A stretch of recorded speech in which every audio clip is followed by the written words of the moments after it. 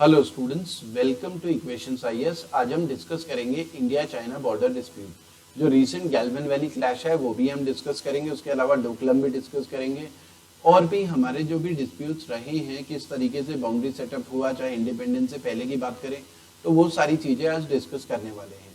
तो स्टार्ट करते हैं। This session is presented by me, my name is Deepak Dutt Mangnai. तो हमारे पास देखिए, इंडिया चाइना के बीच की जो बाउंड्री है वो अराउंड 3488 किलोमीटर लॉन्ग बाउंड्री है। तो अनफॉर्चुनेटली अगर हम बात करें तो ये सारी की सारी बाउंड्री डिस्प्यूटेड है। तो 3488 मीटर लॉन्ग बाउंड्री है। हालांकि चाइना क्लेम करता है कि इतनी बड़ी बाउंड्री नहीं है, हमारी बाउंड्री अराउंड 2000 किलोमीटर के अराउंड चाइना क्लेम करता है। ज़्यादातर वो एरिया अपना क्लेम करता है। अब इंडिया चाइना के बीच में बाउंड्री जो है वो सेट कैसे हुई? देखिए, इंडिया चाइना के बीच में जो बाउंड्री थी, सर हेनरी मैकमोहन थे, ये ब्रिटिशर थे। तो सन हेनरी मैकमोहन, क्योंकि हमारे यहाँ ब्रिटिश रूल था, तो उन्होंने पूरा इंडिया की बाउंड्री वगैरह सर्वे करते थे और बाउंड्री वगैरह डिसाइड करते थे पूरा सर्वे के थ्रू। तो वो जो उन्होंने बाउंड्री डिसाइड करी थी उसे मैकमोहन लाइन के नाम से भी जाना जाता है। अलग अलग एग्जाम में भी आया कि इंडिया चाइना के बीच में जो बाउंड्री है उसे क्या बोला जाता है, तो मैकमोहन लाइन। तो ये एक इंपॉर्टेंट चीज़ है जो एग्जाम के पॉइंट ऑफ व्यू से इंपॉर्टेंट है। उसके अलावा ये आपको बताना चाहिए कितना लंबा हमारा इंडिया चाइना के बीच में बाउंड्री है और ज़्यादातर एरिया डिस्प्यूटेड है। वैसे मेजर एरिया जो डिस्प्यूटेड है इंडिया चाइना के बीच में वो हमारा अक्षाई चिन्ह का एरिया है, अक्षाई चिन्ह। उसके अलावा अरुणाचल प्रदेश, अरुणाचल, वो हमारा डिस्प्यूटेड है, ये मेजर एरिया है। उसके अलावा हमारा उत्तराखंड, हिमाचल की बात करें तो वहां भी मिलेगा, सिक्किम के साथ भी डिस्प्यूटेड एरिया है, वहां भी मिलेगा, लेकिन मेजर डिस्प्यूटेड एरिया ये दोनों है। मैप के थ्रू अगर हम समझें, जैसा कि हमें दिख रहा है अक्षाई चिन्ह का एरिया, ये 1950s में चाइना ने इसके ऊपर कब्जा कर लिया था। ये एडमिनिस्ट्रेटेड बाय चाइना है, लेकिन इंडिया क्लेम करता है कि ये इंडिया की टेरिटरी है। 1950s में चाइना ने इसके ऊपर कब्जा किया था। और अरुणाचल प्रदेश की अगर हम बात करें तो अरुणाचल प्रदेश का ज्यादातर हिस्सा चाइना क्लेम करता है कि ये साउथ तिब्बत का पार्ट था। तो ये ओरिजिनली चाइना क्लेम करता है कि ये चाइना कहता है अरुणाचल प्रदेश का ज्यादातर हिस्सा उसका है। हालांकि डिस्प्यूट हमारा बीच में सिक्किम में भी है।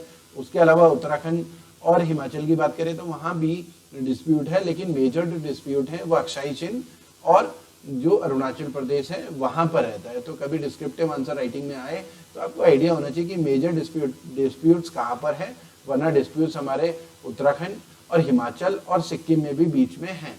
ठीक है, आगे अगर हम आते हैं तो समझते हैं कि 1913 में एक ब्रिटिश इंडिया, क्योंकि ब्रिटिशर्स का रूल था हमारे यहाँ, एक ट्राइपार्टाइट कॉन्फ्रेंस हुई थी जिसमें इंडिया तिब्बत के बीच में एक बाउंड्री फॉर्मुलाइज हुई थी। तो बाउंड्री जब फॉर्मुलाइज हुई थी तो उस समय डिस्कशंस में तिब्बत के साथ इंडिया और तिब्बत के बीच में डिस्कशन हुआ था, एक कन्वेंशन अडॉप्ट हुआ था। तो एक डीलिमिटेशन हुआ था इंडिया और तिब्बत की बाउंड्री का। ठीक है, और उस समय तिब्बत एक अलग कंट्री था। मैप के थ्रू थोड़ा समझने की कोशिश करते हैं। देखिए, हमारे पास जो तिब्बत है ये पूरा का पूरा ये एरिया है तिब्बत, ये तिब्बत। तो तिब्बत एक अलग कंट्री हुआ करता था, ये है इंडिया। तो तिब्बत एक अलग कंट्री हुआ करता था, चाइना एक अलग कंट्री था। अब 1950s में चाइना ने क्या करा, तिब्बत के ऊपर अटैक करा और तिब्बत को चाइना में मर्ज कर लिया। तो तिब्बत चाइना का पार्ट बन गया। और 1913 में ब्रिटिश इंडिया और तिब्बत के बीच में जो बाउंड्री एग्रीमेंट था उसे चाइना इलीगल बोलता है, एक्सेप्ट नहीं करता है। चाइना उससे आगे भी क्लेम करता है चाइना की टेरिटरी। ठीक है, और यहाँ पर ये ताइवान है, ये आपको पता होगा 1950s में जब कम्युनिस्ट गवर्नमेंट चाइना में आई तो वहां जो चाइना में जो रूल कर रहे थे मेन चाइना में, वो भाग के ताइवान चले गए। जो 1949 से पहले, चाइनीज रिवॉल्यूशन से पहले जो चाइना में रहते थे वो ताइवान से अब एग्जाइल गवर्नमेंट बोल सकते हैं, या जो ताइवान है वो एक्चुअल में क्लेम करता है कि वो एक्चुअल में चाइनीज हैं। ठीक है, तो ये सारी हिस्ट्री है वैसे तो चाइना की। हम आज तो केवल बॉर्डर डिस्कस कर रहे हैं इंडिया चाइना के बीच का। ठीक है, तो ये तिब्बत के साथ हमारा 1913 में इंडिपेंडेंस से पहले ब्रिटिश इंडिया के टाइम पे जो लैंड बाउंड्री एग्रीमेंट था वो साइन हुआ था, फॉर्मलाइज हुआ था, जिसे चाइना एक्सेप्ट नहीं करता है। अब देखिए 1950s में अगर हम पूरा समझें अच्छे से तो 1950s में हुआ क्या कि चाइना एनेक्स्ड तिब्बत, चाइना ने तिब्बत के ऊपर अटैक करा। ठीक है, अब चाइना ने तिब्बत के ऊपर अटैक करा और उसे अपने में मर्ज कर दिया। तो आपको पता होगा कि तिब्बत जो है वहां पर जैसे दलाई लामा है और जो तिब्बतीज हैं वो उन्होंने फ्रीडम स्ट्रगल भी करी थी। और 1959 में एक वहां पर रिवॉल्यूशन भी हुआ था चाइना के अगेंस्ट, और वहां से फिर चाइना ने बहुत कत्लेआम मचाया था, बहुत सारे तिब्बतीज को मारा था 1959 में, और दलाई लामा भागकर इंडिया आ गए थे। तो तब से तिब्बत जो है चाइना के कब्जे में है। तो पूरी दुनिया में जहां भी तिब्बत है वो अभी भी क्लेम करते हैं कि वो कहते हैं कि तिब्बत की फ्रीडम मिलनी चाहिए, और एक्साइल गवर्नमेंट इंडिया में धर्मशाला हिमाचल प्रदेश से वो चला रहे हैं, ठीक है, ऐसा तिब्बतीज का कहना है। तो ये जो हमारे पास है, अगर हम देखें 1957 में चाइना ने, क्योंकि 1950s में तिब्बत जो है चाइना का पार्ट बन गया था, 1957 में चाइना की एनेक्सेशन की पॉलिसी, एक्सपेंशन की जो पॉलिसी रही है, अक्साई चीन के ऊपर कब्जा किया चाइना ने। उसके बाद से हमारे रिलेशन खराब हो गए, वहां पर सड़कें वगैरह बनाना स्टार्ट करा चाइना ने, ठीक है। उसके बाद से लगातार क्लैशेस होते गए, क्योंकि वहां पर ओरिजिनली इंडिया की जो हमारी आर्मी थी वहां पर लगातार रही है, लेकिन वो अंडर डेवलप्ड रहा है, इस बात का फायदा उठाया है चाइना ने। अब फाइनली ये जो डिस्प्यूट था 1957 के बाद स्टार्ट हुआ, और क्योंकि तिब्बतीज को हमने यहाँ पर शरण भी दी थी और चाइना नाराज भी चल रहा था हमसे, तो हमारे रिलेशन बहुत अच्छे नहीं थे चाइना से। और फाइनली 1962 का वॉर हुआ इंडिया चाइना के बीच में, और अक्साई चीन चाइना के कब्जे में पूरी तरीके से आ गया। और उस समय फिर एक line of actual control decide हुआ, जो कि मिलिट्री हेल्ड लाइन है। लाइन ऑफ एक्चुअल कंट्रोल एक टेम्पररी लाइन कह सकते हैं, जिसे दोनों कंट्री रिकॉग्नाइज नहीं करती, क्योंकि वो अपनी ओरिजिनल बाउंड्री आगे की तरफ क्लेम करते हैं, ठीक है।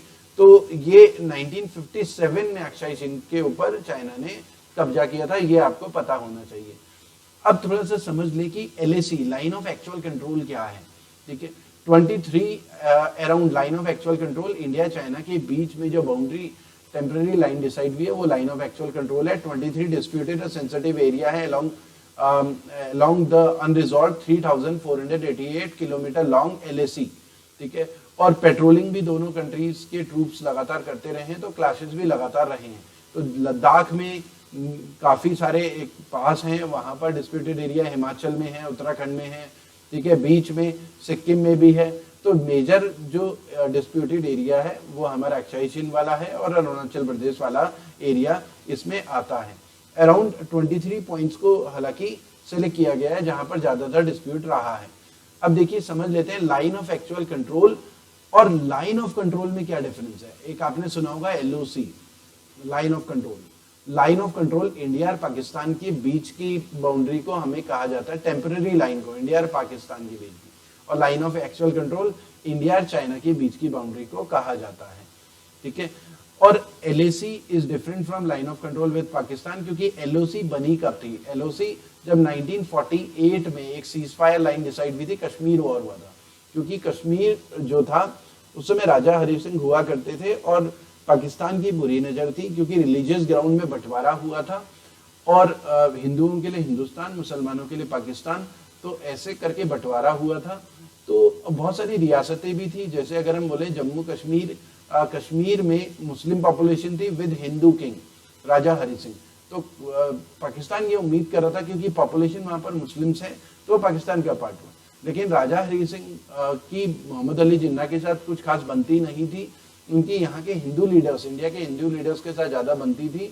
और पाकिस्तान ने जब वहां पर विद्रोह करवाया 1948 में, कश्मीर वॉर स्टार्ट हुआ, तो राजा हरि सिंह ने इंडिया से हेल्प मांगी और एक ट्रीटी ऑफ जो है एक ट्रीटी साइन भी राजा हरि सिंह और इंडिया के बीच में, और जम्मू कश्मीर इंडिया का पार्ट उस समय बन गया, ठीक है। और एक लाइन ऑफ कंट्रोल उस समय यूनाइटेड नेशन ने नेगोशिएट करा कि लाइन ऑफ कंट्रोल रहेगा दोनों के बीच में, ठीक है। और उसको डेजिग्नेट किया LOC 1972 में भी, ठीक है, फॉलोइंग शिमला एग्रीमेंट। हालांकि वो यूनाइटेड नेशन की लाइन थी, हमने उसे डेजिग्नेट करा शिमला एग्रीमेंट के थ्रू, ठीक है। तो LOC बेसिकली एक कॉन्सेप्ट है जो कि एग्री नहीं करती दोनों लाइंस, दोनों कंट्रीज, ठीक है। वो ओरिजिनल जो बॉर्डर है दोनों कंट्री आगे क्लेम करती हैं, ठीक है। तो length of LAC, line of actual control, मतलब इंडिया चाइना, जब भी LAC की बात होगी इंडिया चाइना, LOC की बात होगी इंडिया पाकिस्तान, ठीक है। जैसे कि अभी हमने डिस्कस भी करा था कि चाइना केवल कंसिडर करता है LAC को 2000 किलोमीटर ही। अब दोबारा से आते हैं, थोड़ा मैप को समझें। इंडिया चाइना के बीच में जो भी डिस्प्यूट है उसे 3 हिस्सों में बांट दिया जाता है। एक तो वेस्टर्न सेक्टर है जो लद्दाख के साथ अलोंग है, क्योंकि अभी जम्मू कश्मीर एक अलग टेरिटरी बना है, पाकिस्तान ऑक्यूपाइड कश्मीर है, ठीक है। सियाचिन ग्लेशियर भी है, ये JNK है, ये अब तो इतना हिस्सा लद्दाख वाला हिस्सा है अगर हम इसकी बात करें, ठीक है। ये अक्साई चिन जो चाइना के कब्जे में है, ये पूरा जो रेड पोर्शन है डिस्प्यूटेड एरिया है, और इसे हम वेस्टर्न सेक्टर बोलते हैं। 3 पार्ट में डिवाइड किया गया है। सेंट्रल सेक्टर है, ये लार्जली अनडिस्प्यूटेड है, जो सेंट्रल सेक्टर है लार्जली अनडिस्प्यूटेड है, ज्यादातर कम डिस्प्यूट है यहाँ पर। वेस्टर्न सेक्टर और ईस्टर्न सेक्टर में ही ज्यादातर डिस्प्यूट है। अरुणाचल प्रदेश में तो काफी ज्यादा डिस्प्यूट है, हालांकि यहाँ पर सिक्किम में भी हमारे डिस्प्यूटेड एरिया हैं, ठीक है। तो आपको समझ में आ रहा होगा जो रेड वाले पोर्शन है ये ज्यादातर डिस्प्यूटेड एरिया है, और मेजर डिस्प्यूटेड एरिया जैसा कि हम पहले डिस्कस कर भी चुके हैं, ठीक है। अब उसके अलावा स्टूडेंट, जिन लोगों ने हमारा चैनल सब्सक्राइब नहीं करा है वो हमारा चैनल जरूर सब्सक्राइब करें।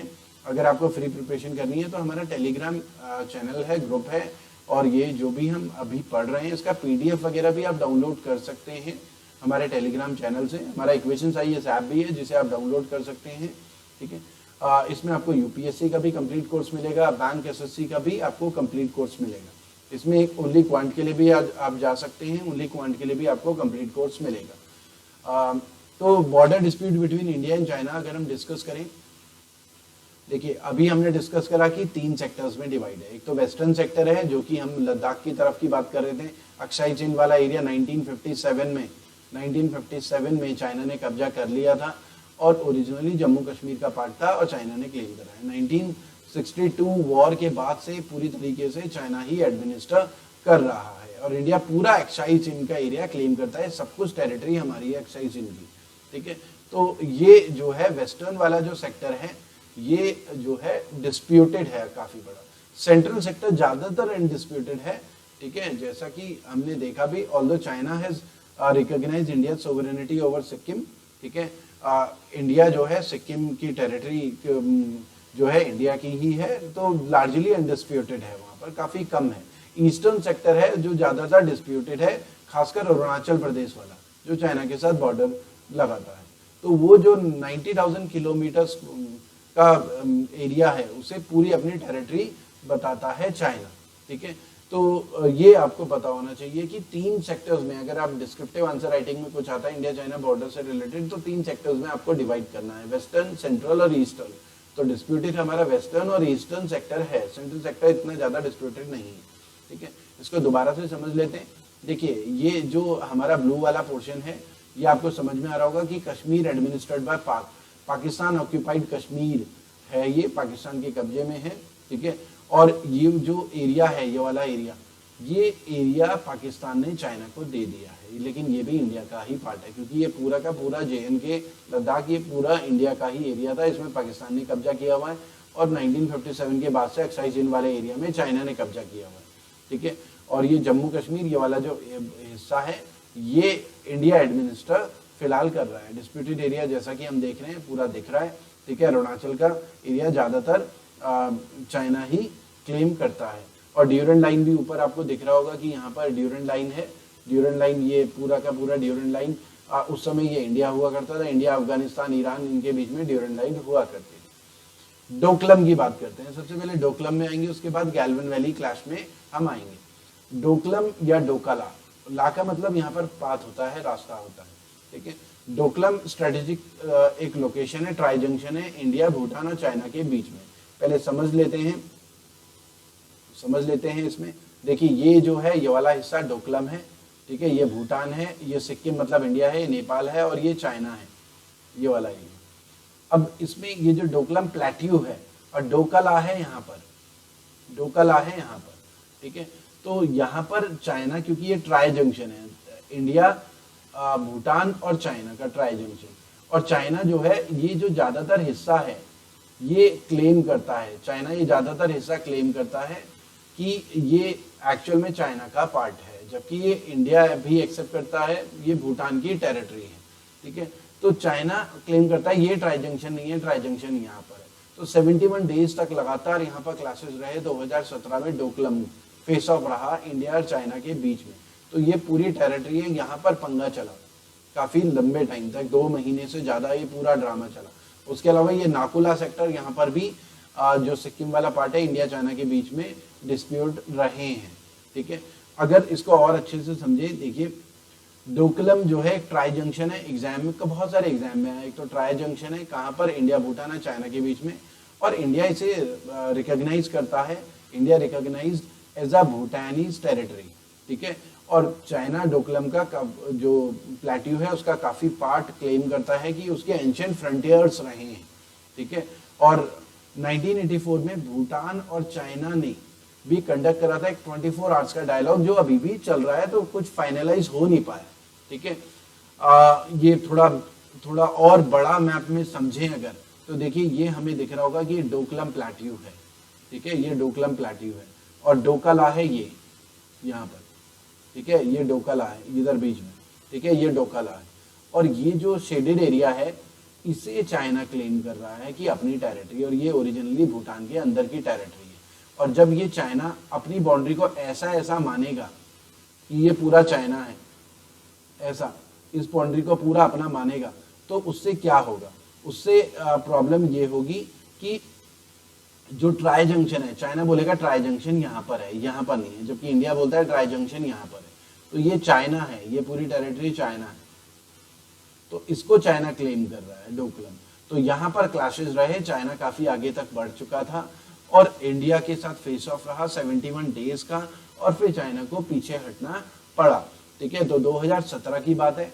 2017 में ये जो 71 डेज का फेस ऑफ था इंडिया चाइना के बीच में, डोकलम सक्सेसफुली रिजॉल्व हुआ, डिप्लोमेटिक ब्रेक थ्रू भी था, और हमारी आर्मी भी वहां पर लगातार डटी रही, और खून खराबा बहुत ज्यादा वहां पर ऐसा कुछ हुआ नहीं, जरूरत नहीं पड़ी, और वो स्टैंड ऑफ एंड हुआ। फाइनली चाइनीज फोर्सेस पीछे हुई हैं, लेकिन डिस्प्यूट अभी खत्म नहीं हुआ है। तो ये तो था हमारा डोकलम, जो कि 2017 में डिस्प्यूट में रहा है।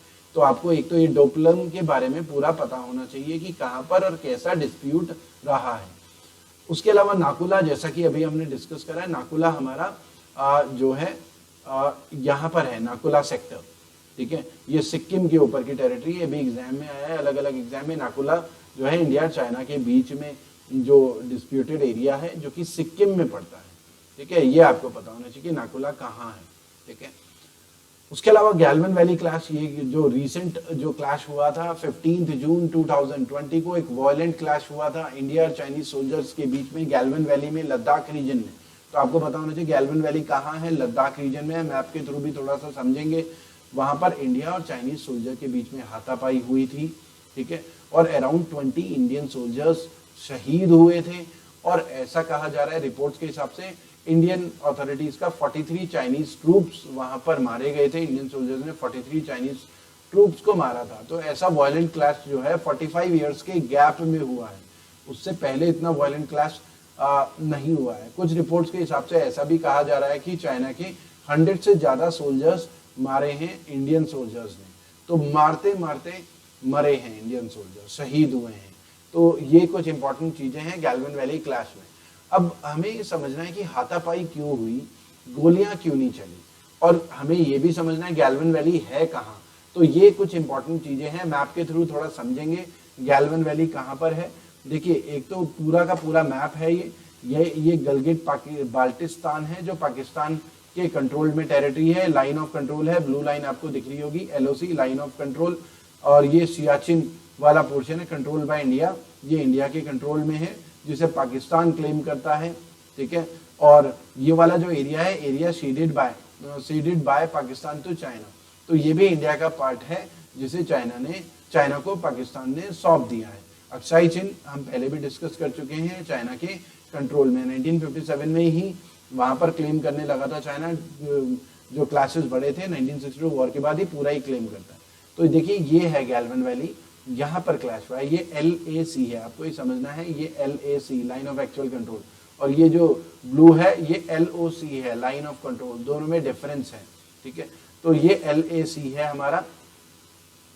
तो यहाँ पर हमारा जो है गैल्वन वैली क्लैश यहाँ पर हुआ था। ठीक है, तो ये लोकेशन है गैल्वन वैली की। ठीक है, थोड़ा मैप में और समझे तो ये आपको ब्लू दिख रहा होगा, ये पैंगोंग सो लेक है। पैंगोंग सो लेक आपने देखा होगा, 3 इडियट मूवी थी, जिसमें जो क्लाइमेक्स था एंडिंग में, तो पैंगोंग सो लेक के किनारे ही उसकी शूटिंग हुई है, बिल्कुल क्लाइमेक्स की। ठीक है, तो सोनम वांगचुक आपने सुना होगा, जो साइंटिस्ट हैं लद्दाख के, उन्हीं का एक तरीके का रोल प्ले कर रहे थे आमिर खान। तो वहीं पर ये शूटिंग हुई है लद्दाख में, पैंगोंग सो लेक। आधी पैंगोंग सो लेक चाइना की टेरिटरी में आती है और आधा इंडियन टेरिटरी में आती है। अराउंड 60% से ज्यादा पोर्शन पैंगोंग सो लेक का चाइना की टेरिटरी में आता है। तो यहाँ पर गैल्वन वैली क्लैश हुआ था। मैप के थ्रू आप पूरा समझ सकते हैं, ये पूरा मैप आपको अच्छे से समझ में आना चाहिए अगर एग्जाम में कुछ भी आता है, ताकि आप अच्छे से आंसर राइटिंग वगैरह इसमें कर सकें। ठीक है, इसमें अगर हम समझे गैल्वन वैली रिवर क्यों इंपॉर्टेंट है। देखिए गैल्वन रिवर जो है एक हाईएस्ट रिज लाइन है, यहाँ पर से जो भी जिसके भी कंट्रोल में गैल्वन वैली रिवर रहेगा, रिज लाइन, वो एडवांटेज में रहेगा। क्योंकि आपको पता होगा कि वॉर में जो हाइट में रहता है वो एडवांटेज में रहता है, इसलिए जरूरी होता है कि ऐसी हाइट वाली चीजें कंट्रोल में रहें। इंडिया चाहेगा कि उसके कंट्रोल में वो टेरिटरी, वो एरिया रहे, पाकिस्तान चाहेगा वो एरिया उनकी टेरिटरी में रहे। तो जिसका गैल्वन वैली में कंट्रोल रहेगा वो श्योक रूट पासेस को भी डोमिनेट कर सकता है। ठीक है, तो अगर गैल्वन वैली चाइना के कंट्रोल में रहेगी तो हमारे लिए खतरा रहेगा श्योक रूट पासेस। श्योक को समझेंगे, डारबुक श्योक जो हमने नई रोड बनाई है दौलत बेग ओल्डी तक पूरा का पूरा, उसे समझ लेते हैं मैप के थ्रू पहले, फिर दोबारा से आएंगे।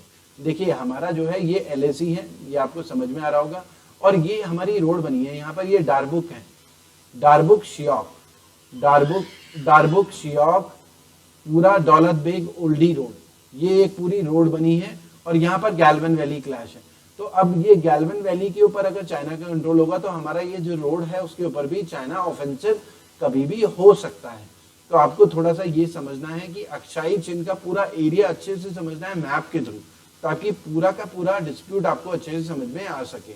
एग्जाम में ये भी आ सकता है DSDBO क्या है, DSDBO क्या है, डारबुक श्योक, डारबुक डी का मतलब यहाँ पर डारबुक है, फिर एस का मतलब श्योक है, दौलत बेग ओल्डी रोड, हमने एक पूरी रोड डेवलप की है क्योंकि यहाँ पर ज्यादातर एरिया अनडेवलप्ड रहा है जिसका फायदा चाइना ने उठाया है।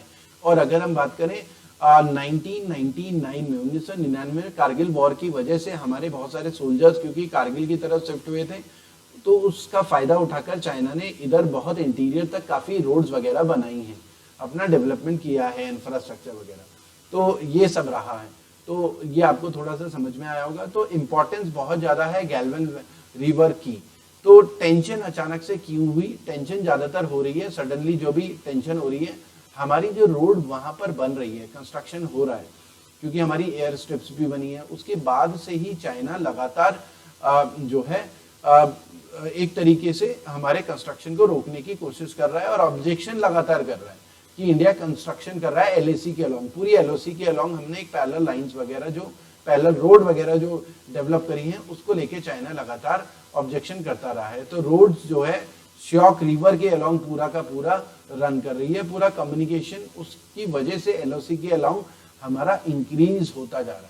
ठीक है, तो ये चाइना की टेंशन है, इसीलिए चाइना ऑब्जेक्शन करता रहा है और ज्यादा एग्रेसिव आज की डेट में इसीलिए हो रहा है। तो ये सारे रीजंस हैं चाइना के ऑफेंसिव होने के लिए, क्योंकि हम लगातार वहां पर इंफ्रास्ट्रक्चर लगातार डेवलप कर रहे हैं। ठीक है, तो अब हुआ क्या एग्जैक्टली गैल्वन वैली में। देखिए गैल्वन वैली में दोनों इंडिया या चाइना दोनों के सोल्जर्स या मिलिट्री इक्विपमेंट्स पूरे डिप्लॉय हो चुके थे, टेंशंस लगातार इंक्रीज हुई थी। और 6 जून की अगर हम बात करें तो 6 जून को एक मिलिट्री लेवल की कमांडर्स की वहां पर टॉक हुई थी, नेगोशिएशन हुआ था, और ये बात हुई थी कि डिसएंगेजमेंट प्रोसेस करेंगे, मतलब आप भी LAC से पीछे की तरफ जाओ, हम भी पीछे की तरफ जाएंगे।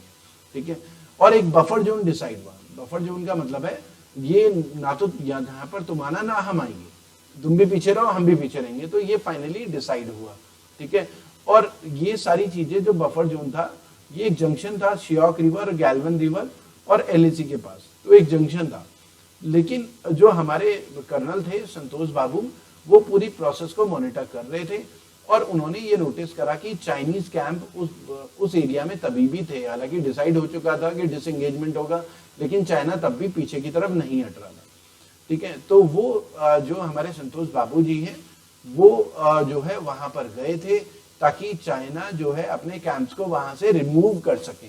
और वहां पर बहस हुई और बहस के बाद उन्होंने हथियार वगैरह जो वेपन, जो मॉडर्न वेपन वो नहीं, जैसे डंडे वगैरह, नुकीले हथियार वगैरह वो सब रखे थे और मारना पीटना स्टार्ट करा, जिसकी वजह से हमारे जो कर्नल संतोष बाबू हैं उनकी डेथ हुई। उसके बाद से हमारे सोल्जर्स बहुत गुस्से में आ गए, उन्होंने चाइनीज सोल्जर्स को पीटा और हमारे जो बिहार रेजिमेंट थी वो भी वहां पर पहुंच गई और हाथापाई भी वहां पर रात को काफी। और 43 इंडियन सोल्जर्स जो है उस समय इंजर्ड भी हुए थे अराउंड, और 20 इंडियन सोल्जर्स की उस समय डेथ हुई थी। तो ऐसा कहा जा रहा है कि अराउंड जो है 100 से ज्यादा या 43 चाइनीज सोल्जर्स की उस समय डेथ हुई थी, और 100, कुछ रिपोर्ट्स ये भी कहती हैं कि 100 से ज्यादा चाइनीज सोल्जर्स की डेथ हुई है। तो ऐसी भी रिपोर्ट्स हैं। अब बात यह है कि हथियार क्यों नहीं यूज करें, वेपन्स, गोलियां क्यों नहीं चली। देखिए गोलियां इसलिए नहीं चली है, कोई भी चाहे चाइनीज साइड हो चाहे इंडियन साइड हो, वेपन इसलिए कैरी नहीं करे थे क्योंकि वहां पर 1996 का एक एग्रीमेंट था इंडिया चाइना के बीच में, एक कॉन्फिडेंस बिल्डिंग मेजर था कि हम LAC के अलोंग कोई भी, एक तो मिलिट्री इक्विपमेंट्स वगैरह यूज नहीं करेंगे, ब्लास्ट नहीं करेंगे, एयरक्राफ्ट नहीं उड़ाएंगे, गोलियां नहीं चलाएंगे, गोली दोनों साइड से नहीं चलेगी।